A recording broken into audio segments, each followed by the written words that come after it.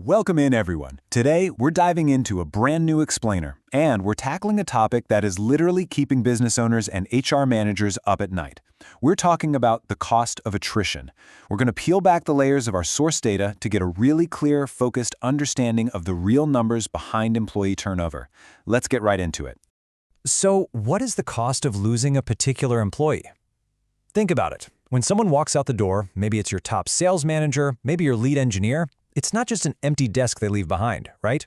There is a very tangible and honestly often hidden financial weight that drops right onto your balance sheet. In this explainer, we're going to challenge you to confront this dilemma head-on, using the exact framework provided by the data. Section 1. The cost of attrition. The true financial impact.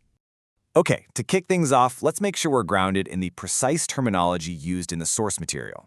First up, a separated employee. This is simply the individual who's actually left the organization. But the big concept we're really focusing on today is the average cost of attrition. Basically, this is the ultimate economic footprint left behind by that departure. It's not just some random shot-in-the-dark guess, it's a very specific, measurable financial metric that captures the total impact of that person no longer being on your team.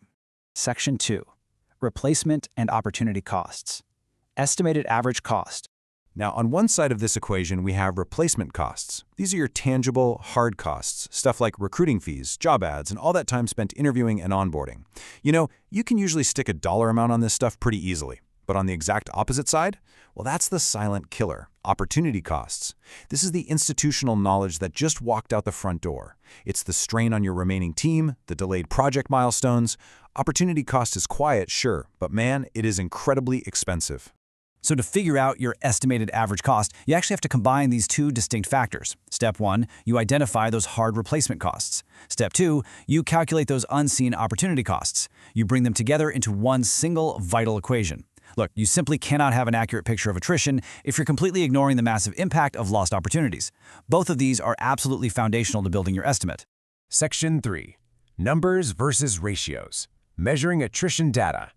Our source data actually gives us a highly structured approach for looking at separated employees. On one hand, you've got the absolute number, which answers a super basic question: how many raw individuals left? But then you have the ratio. And the ratio asks, how does that departure count actually compare to your total workforce? Think about it. 10 people leaving a 20-person startup, that's an absolute crisis. But 10 people leaving a 1,000-person enterprise, that's barely a rounding error. Both of these metrics tell a totally different, yet totally essential story. I really want to reiterate this point because the source material deliberately highlights both of these concepts together, number and ratio. These are your two essential lenses. You can't just look at the raw number of separated employees and totally panic, right? But you also can't just look at a low ratio and feel safe without knowing the actual costs attached to those specific individuals. You need both to get the full, unvarnished picture of your actual attrition reality. Section 4. Tracking over time. Important time horizons. The thing you have to remember is that attrition is absolutely a moving target. To truly wrap your head around it, the source data lays out a specific progression of tracking intervals. You start granularly, tracking month by month to spot separated employees and their immediate costs. From there, you zoom out to quarterly trends. This helps you see if, say, a particular season or a business cycle impacted your turnover. And finally, you evaluate the total yearly macro impact on the organization's bottom line over a full 12-month cycle.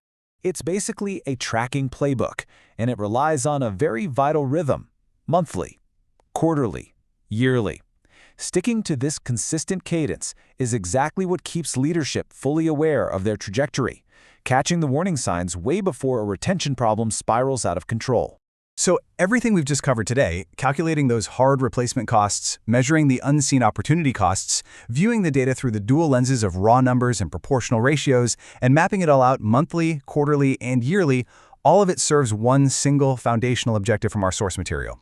And that is, quote, to know the average cost of a separated employee. At the end of the day, it's all about achieving total, undeniable clarity on exactly what turnover is costing your bottom line. Which brings us to our final question.